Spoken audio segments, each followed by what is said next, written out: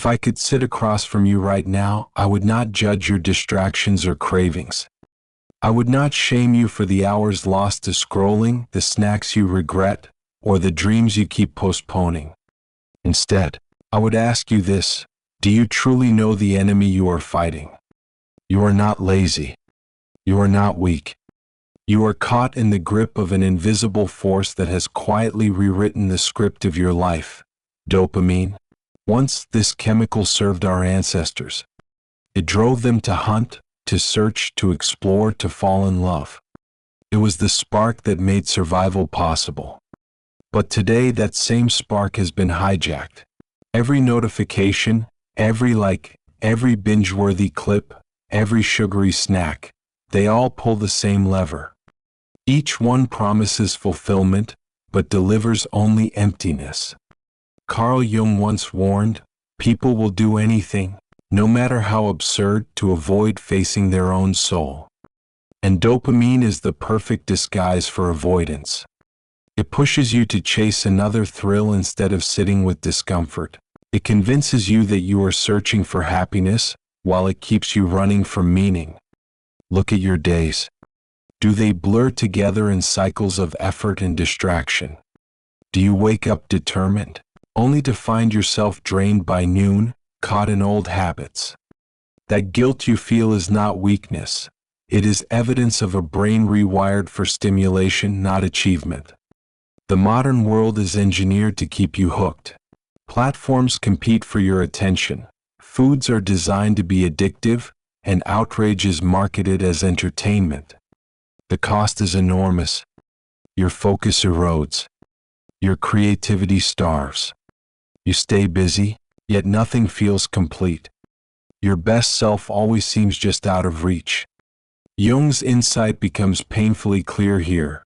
Until you make the unconscious conscious, it will direct your life and you will call it fate. Right now, many live as if enslaved by fate, when in truth they are enslaved by dopamine.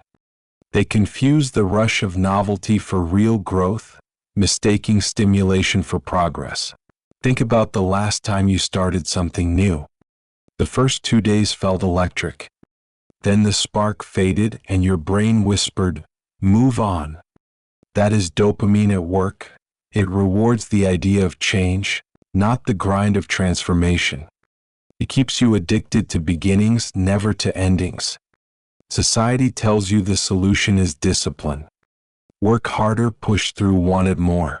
But this advice ignores biology. Willpower is not infinite. When your environment is saturated with dopamine traps, pushing harder just burns you out faster. That is why so many ambitious people remain stuck, full of potential but chained by invisible cravings. Nietzsche once wrote, "He who has a why to live can bear almost any how." But what happens when your why is drowned out by constant noise? When your focus is hijacked, the smallest obstacle feels unbearable. The why is still there, buried beneath layers of distraction, but you can no longer hear it. Jung saw this clearly. He knew that avoidance creates a life ruled by fear and emptiness. And dopamine is avoidance perfected. It gives you endless highs but never satisfaction. Like chasing a horizon that always moves further away. This is why you can have every comfort, every distraction, every source of stimulation, and still feel hollow. Because nothing external can replace the internal work of facing yourself. And every moment you avoid that work, you surrender a little more of your freedom. But here is the turning point. The moment you recognize this pattern, you are no longer powerless.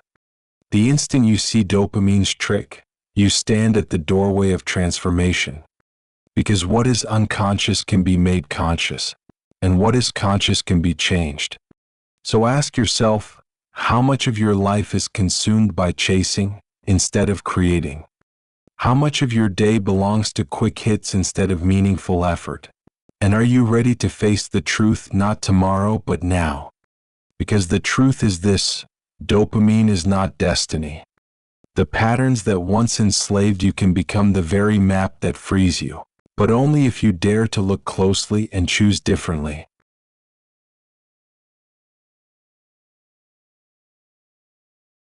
To escape any prison, you must first see the walls clearly. The tragedy is that most people live inside the dopamine trap without ever realizing it. They confuse distraction for rest, indulgence for joy, and stimulation for progress.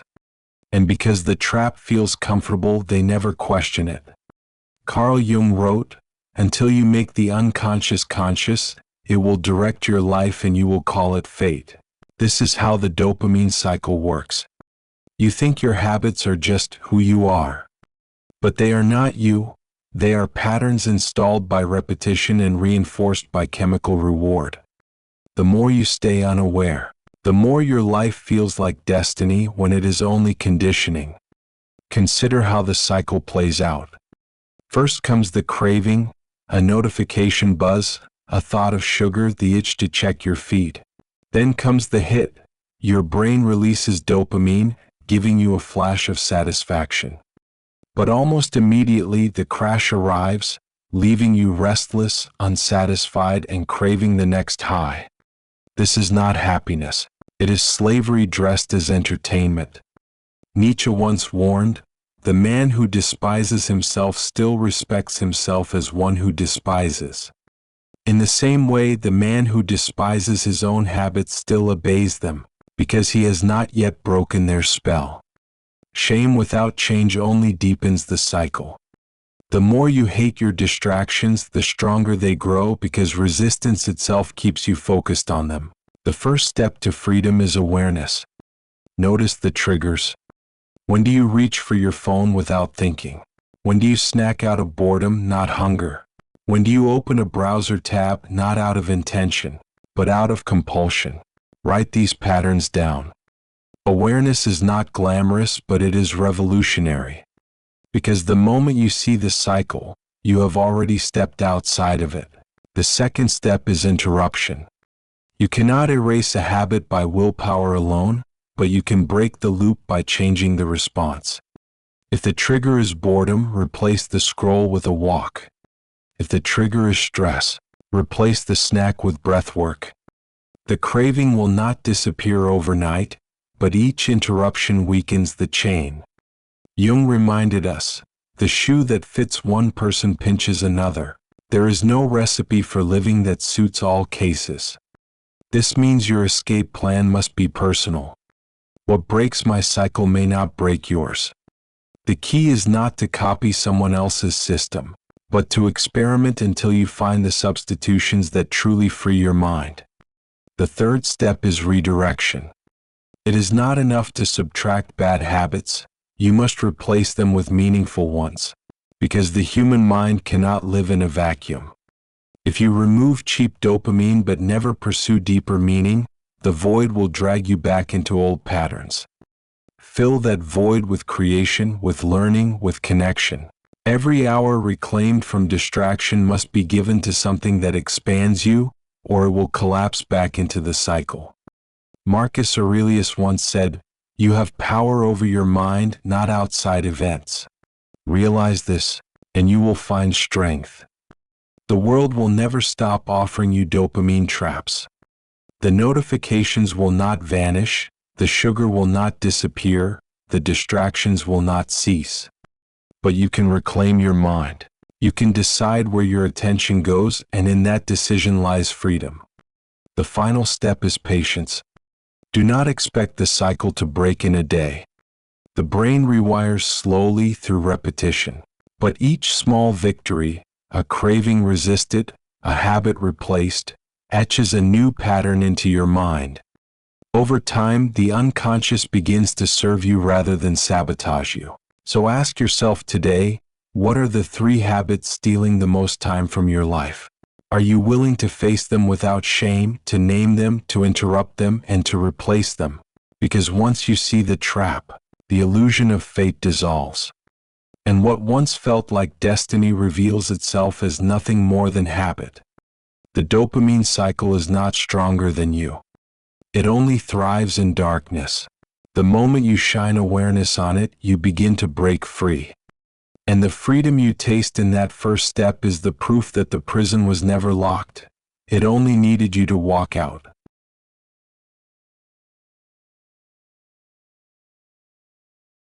Escaping the dopamine trap is not only about resistance. If you spend your life saying no to every craving, you will exhaust yourself.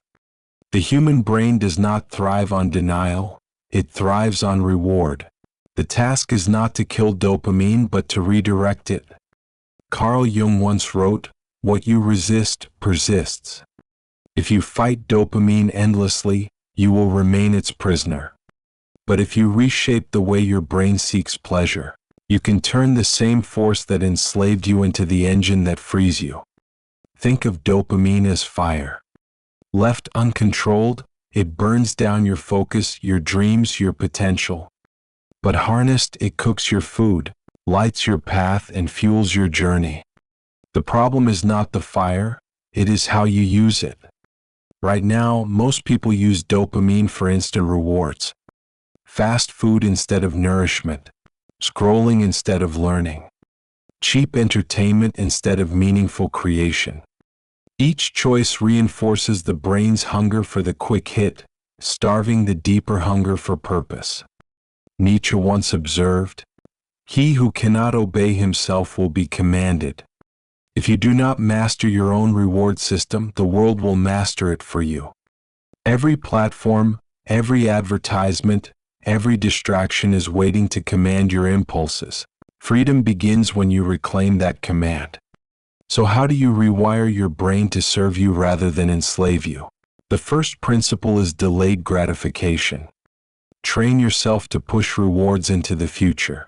Work before you indulge. Effort before ease. Creation before consumption.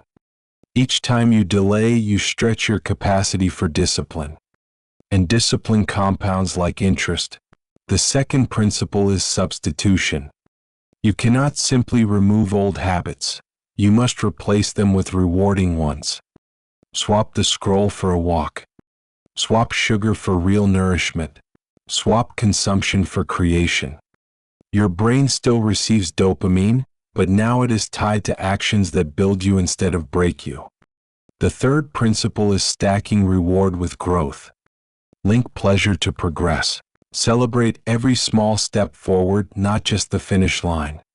Write one page and enjoy the satisfaction of progress.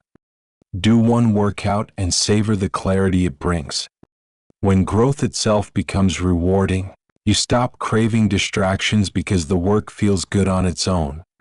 Marcus Aurelius once wrote, "The happiness of your life depends upon the quality of your thoughts." By tying dopamine to meaningful effort, you upgrade the quality of your thoughts and, in turn, the quality of your life. The fourth principle is identity alignment. Dopamine is strongest when it reinforces who you believe you are. If you see yourself as a creator, every act of writing or building strengthens that identity. If you see yourself as disciplined, every small victory confirms it. Over time, the brain stops chasing external validation because it is rewarded by living in alignment with your chosen self. Jung believed that transformation happens when the unconscious aligns with the conscious. He said, "Until you make the unconscious conscious, it will direct your life and you will call it fate." By rewiring your reward system, you bring unconscious cravings into conscious design. You stop living by accident and begin living by intention. The fifth principle is ritual. Habits reinforced by ritual become automatic. Wake up and write. End your day with reflection. Attach meaning to the act, not just the outcome. When your rituals provide consistent dopamine, distractions lose their grip because your brain already feels rewarded. Finally, the sixth principle is patience. Neuroplasticity, the brain's ability to rewire, takes time. You will not feel the shift overnight. But each day of aligned action builds stronger circuits. And one day, you realize that what once felt like sacrifice now feels like joy. You crave the effort because effort itself has become the reward. So ask yourself now, where is your dopamine flowing? Is it fueling habits that drain you, or habits that define you? Are you still addicted to beginnings, or are you training yourself to crave the discipline of completion? The answer to those questions shapes not only your focus but your future. Because once dopamine works for you instead of against you, you no longer fight your biology, you ride it. And in that ride lies the power to build a life of purpose, not distraction.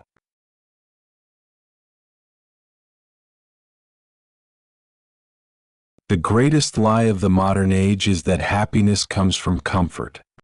Every advertisement whispers that satisfaction lives in ease, soft couches, endless entertainment, instant pleasure. But comfort is not fulfillment. It is sedation. The truth is harsher but also liberating. Real meaning is born from discomfort, not from escape. Carl Jung wrote, "There is no coming to consciousness without pain. Pain is the alarm clock of the soul." It forces you to wake up from the illusions you cling to and confront the reality you would rather avoid. Without pain, there is no growth, no awareness, no awakening. Think about your most transformative experiences. Were they the easy days when everything flowed without friction? Or were they the seasons of heartbreak, loss, rejection, or failure? Almost always, it is pain that pushes us to dig deeper, to question, to rise. Discomfort is not the enemy, it is the doorway. Friedrich Nietzsche once said, "To live is to suffer, to survive is to find some meaning in the suffering." Suffering without meaning breaks us. But suffering transformed by meaning strengthens us. When we see pain as punishment, it destroys us. When we see it as initiation, it remakes us.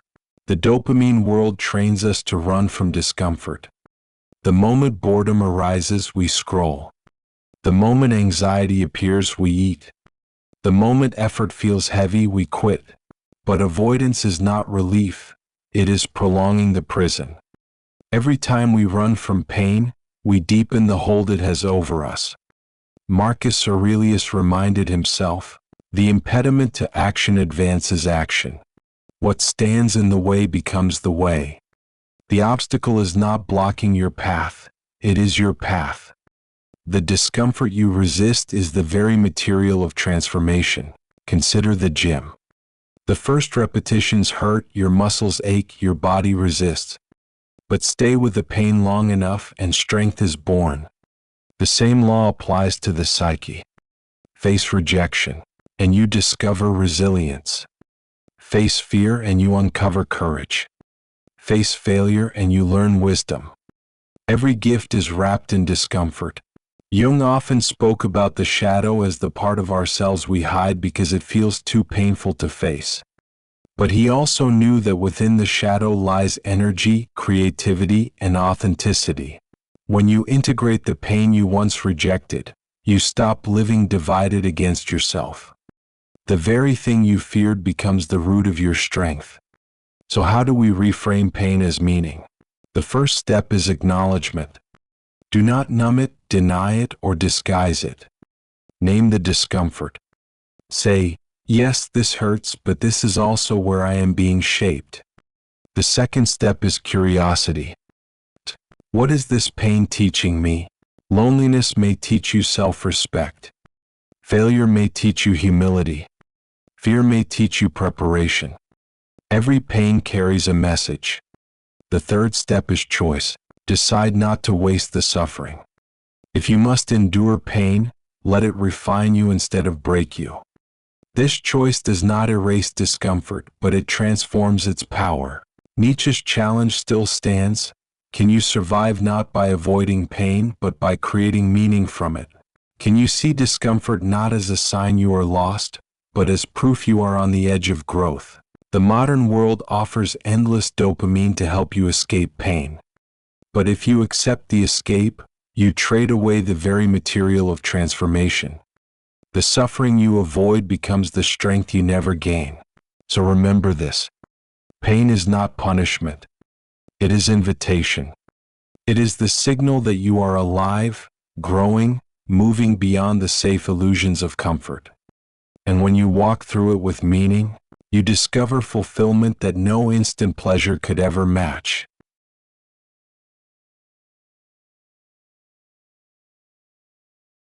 The battle with dopamine is not about destruction, but about dominion. You cannot erase a part of your biology. You can only decide whether it will rule you or serve you. And when you reclaim authority over your own mind, you discover a freedom deeper than pleasure, the freedom of self-mastery. Carl Jung wrote, "The privilege of a lifetime is to become who you truly are, but you cannot become yourself while enslaved to impulses you do not control. As long as every craving dictates your choices, you are not living, you are reacting." Freedom begins the moment you recognize that your worth is not in chasing the next hit, but in choosing the next step with intention. Nietzsche once said, "He who has a why to live can bear almost any how." Your why is the compass that turns dopamine from distraction into fuel. When your actions align with purpose, even difficulty becomes energizing. The same chemical that once kept you scrolling can be redirected into building, creating, and persisting. The fire does not vanish, it burns brighter, but now it lights your path instead of consuming it. Marcus Aurelius reminded himself, "You have power over your mind, not outside events." The world will always throw distractions at you. Screens, sugar, outrage, novelty, these will never disappear. But mastery is not about changing the world, it is about changing your relationship to it. You cannot silence temptation, but you can silence its authority. Think of the shift this way. When dopamine owns you, you crave endlessly and nothing satisfies. When you own dopamine, you still crave, but now you crave growth, progress, and meaning. The brain rewards what you train it to reward. If you celebrate creation, you begin to hunger for creation. If you link joy to discipline, discipline becomes desirable. Freedom is not in rejecting pleasure, it is in retraining it. Jung warned, "Until you make the unconscious conscious, it will direct your life and you will call it fate." This is the final step, making your reward system conscious. No longer blaming fate for distraction, no longer calling it laziness, no longer pretending it is who you are. You see it for what it is, a pattern, and patterns can be rewritten. So what does this freedom look like? It looks like waking up without the need to numb. It looks like working with focus instead of fighting distraction. It looks like facing pain without reaching for escape. It looks like enjoying pleasure without being enslaved by it. It is not the end of craving, but the end of captivity. The goal is not a life without dopamine, but a life where dopamine bows to your purpose. Where the same chemical that once trapped you now drives you to become more than you imagined. Where pleasure no longer blinds you, but reinforces the life you choose. This is freedom. Not the freedom of doing whatever you feel in the moment. That is chaos. But the freedom of being able to choose what matters, even when it is hard. The freedom of living not as a slave to craving, but as the master of your own becoming. So remember this. The world will never stop offering you distractions, but you can stop offering them your life. You can reclaim your time, your focus, your energy. And when you do, you find a deeper joy, joy not in escape, but in existence. Was right? Wholeness is not about perfection, it is about integration. And when you integrate your cravings into your purpose, you stop fighting yourself and start becoming yourself. This is the rarest victory. Not conquering the world, but conquering the self. Not silencing dopamine, but teaching it to sing in harmony with your truth. And in that harmony lies the freedom that no craving can steal and no distraction can destroy.